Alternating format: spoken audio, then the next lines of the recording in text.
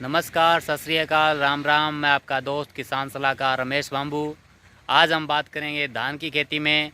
जिस तरीके से पिछले कुछ दिनों से किसानों से बात कर रहे थे, तो जो किसान भाई धान की खेती करते हैं वो ख़ास तौर पे बता रहे हैं कि धान का जो वज़न है इस बार वो काफ़ी कम देखने को मिल रहा है, काफ़ी कम निकल रहा है।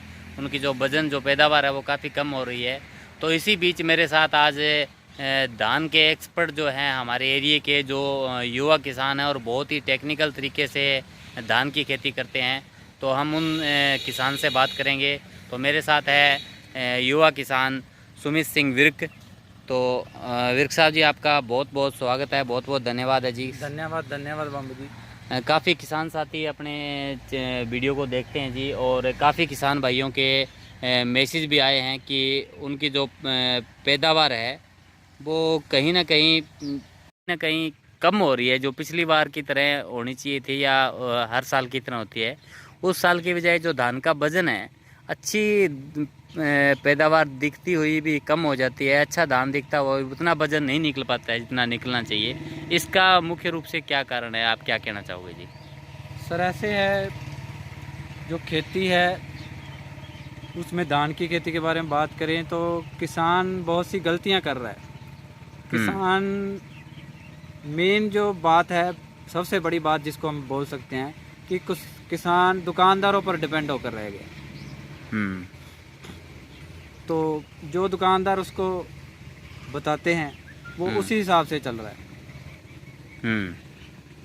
तो कहीं ना कहीं ये हम मान सकते हैं कि किसान अपनी फसल को देखने की बजाय वो दुकानदार की बात मान रहा है, जो बाजार में चल रहा है उसका प्रयोग कर रहा है। मतलब आपका कहने का मतलब ज़्यादा केमिकल पे डिपेंड हो गया है वो, मतलब ज़्यादा दवाइयों का प्रयोग हो रहा है।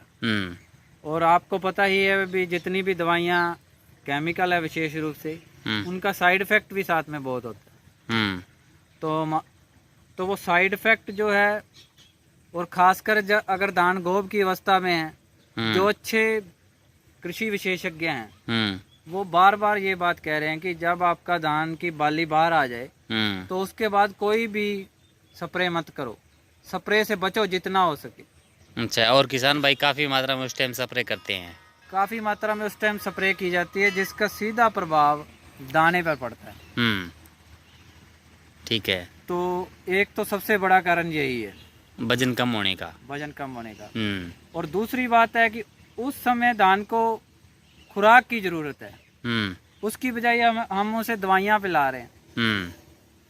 आपने सुना होगा, और वैसे इस बात को तो मानते ही हैं किसान कि जब गोब अवस्था में धान आ जाता है तो उसको पानी भर के रखते हैं, क्योंकि उसको पानी की जरूरत है। उसी तरह अगर उसे पानी की जरूरत है तो अन्य पोषक तत्व भी उसे चाहिए। हम पानी को तो समझ रहे हैं, लेकिन अन्य पोषक तत्वों को किसान समझ ही नहीं रहा। अच्छा। तो दूसरा कारण ये है कि अभी जो आपके पास मैसेज आ रहे हैं, जहाँ फोन कॉल आ रहे हैं, बहुत से एरिया, जो पंजाब का कुछ एरिया है, कुछ अन्य यूपी साइड, एमपी साइड का एरिया है जहाँ धान की खेती की जाती है। बिल्कुल। वहाँ अब कटाई चल रही है लगभग। हाँ, कटाई चल रही है। पैदावार को लेके वो फोन आ रहे हैं भाई, मतलब उतना पैदावार नहीं मिल पा रही जितनी सोच रहे थे। वजन काफी कम है, क्योंकि मौसम विशेषज्ञों का मानना है कि मौसम बड़ी तेजी से बदल रहा है। पिछले इस साल में जो है, जहाँ बारिश नहीं हुई वहाँ काफी ज्यादा समस्या है, लेकिन जहाँ बारिश हुई है वहाँ भी गर्मी बहुत है। अच्छा, गर्मी ज़्यादा है, बिल्कुल ये बात माननी पड़ेगी कि गर्मी का काफ़ी ज़्यादा अटैक है। टेम्परेचर ज़्यादा होता है तो फसल की वो सहन शक्ति कम हो जाती है। तो वो जो ऊपर पहले दूध बनता है, बाली में दूध बनता है, उसके बाद चावल बनता है। बिल्कुल, दूधावस्था बोलते हैं काफ़ी किसान। दूधावस्था भी बोलते हैं। तो गर्मी की वजह से वो दूधा भी सूखता है। एक बड़ा कारण यही भी है, ठीक है, कि वो गर्मी को नहीं झेल पा रही आपकी फसल। तो उसमें सबसे बड़ा रोल इस समय है, क्योंकि गोब अवस्था में है आपकी बाली, तो उस समय अगर हम इसमें पोटाश प्रयोग करें, पोटाश के बारे में अगर आप रिसर्च करोगे, क्योंकि मैं इसके बारे में पढ़ता रहता हूँ, आज के युवा किसान भी इस बात को नहीं समझ रहे। आपके पास इतना बड़ा इंटरनेट का भंडार है, तो हम पोषक तत्वों के बारे में सर्च ही नहीं करते। बिल्कुल जी। पोटाश जो है वो क्या है कि किसी भी पौधे की मौसम से लड़ने की क्षमता को बढ़ा देती है। सहन शक्ति को बढ़ा देती है फसल की। हाँ, सहन शक्ति बढ़ जाती है। हम्म। तो अगर हम पोटाश की स्प्रे करें बढ़िया पोटाश लेकर, 0050 के नाम से भी आ रही है, NPK 0050, हाँ जी। हाँ, और भी कई नामों से आ रही है पोटाश बाजार में, वो बढ़िया लाए और उसका इतना ज़्यादा खर्चा भी नहीं है।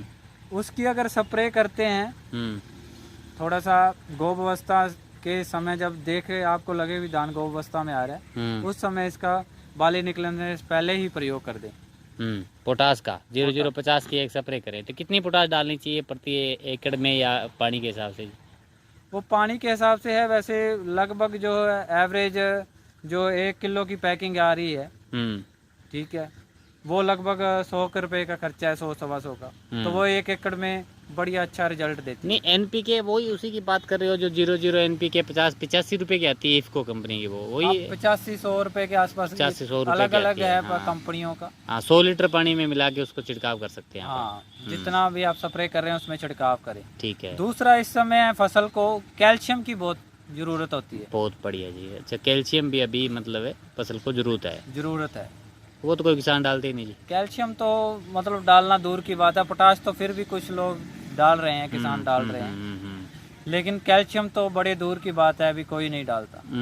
वो तो एक कैल्शियम की स्प्रे भी अगर उसी पोटाश के साथ मिलाकर कर दी जाए तो उसका और भी बढ़िया रिजल्ट मिलेगा। और बढ़िया रिजल्ट मिल जाएगा। जैसे आपने देखा होगा कि जब किसान भाई घर में दुधारू पशु रखते हैं तो उसको जब गोब में होती है, गर्भ में, उसकी चाहे भैंस है चाहे गाय है, तो उसको कैल्शियम देते हैं। अच्छा कैल्शियम है जो आपका दूध बढ़ाता है। उसी प्रकार अगर कैल्शियम का प्रयोग हम अच्छे तरीके से करेंगे तो दुधिया अवस्था में उसका दूध अच्छा बनेगा। बिल्कुल, दूध अच्छा बनेगा तो उसमें क्या है कि वजन भी दाने का अच्छा बनेगा। बिल्कुल। और साथ में पोटाश की स्प्रे करी है, उसकी मौसम से लड़ने की क्षमता है, और दूसरा जो उसकी चमक आएगी दाने की, वो पोटाश के कारण आएगी। अच्छा।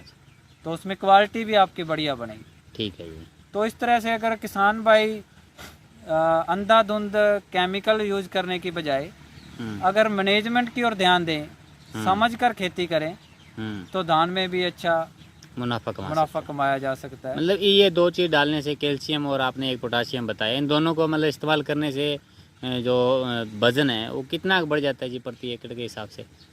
वो डिपेंड करता है कि आप उसका रेगुलर इस्तेमाल करना शुरू कीजिए, और वैसे भी ये 10% तो अप्रोक्सीमेट कम से कम मान के चल सकते हैं कि 10% वजन तो आपका बढ़ेगा। ठीक है जी। हाँ, तो बहुत बहुत धन्यवाद सुमित जी, आपने बहुत ही बढ़िया जानकारी दी, जिससे कम खर्चे में किसान भाई जो है वो अपनी पैदावार जो है, धान की पैदावार है, उसको बढ़ा सकते हैं। और आपसे सुमित जी एक हम और जानकारी लेना चाहेंगे। किसान भाइयों को मैं बता दूं कि ये जो वीडियो आप देख रहे थे ये तो थी ख़ास तौर पे जो गर्मी है, उस गर्मी के कारण पैदावार जो कम हो रही है उसको किस तरीके से कंट्रोल करना है। लेकिन इसके साथ साथ मैं आपको बताना चाहूँगा सुमित जी, जैसे मैंने आपके खेत में देखा तो आपने कूल विधि से धान लगाया है, तो इसका क्या मतलब राज है, इससे क्या फ़ायदा होता है, कैसे लगता है ये, इसके बारे में मैं आपसे जानकारी ज़रूर लूँगा। तो ये वीडियो अगली वीडियो में किसान भाइयों ज़रूर देखिएगा, कूल विधि से धान लगा के किस तरीके से मुनाफा कमाया जा सकता है। आप सबका वीडियो देखने के लिए दिल से बहुत बहुत धन्यवाद। मैं आपका दोस्त किसान सलाहकार रमेश बांबू।